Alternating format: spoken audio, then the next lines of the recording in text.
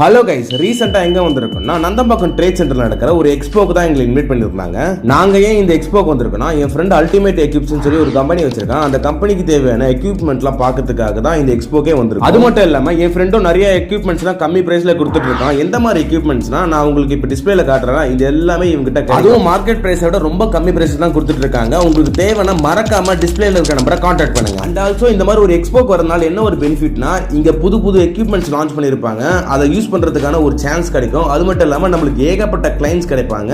அதே மாதிரி என் ஃப்ரெண்டுக்கும் ஏகப்பட்ட கிளைண்ட்ஸ் கிடைச்சிருக்காங்க இந்த எக்ஸ்போனால.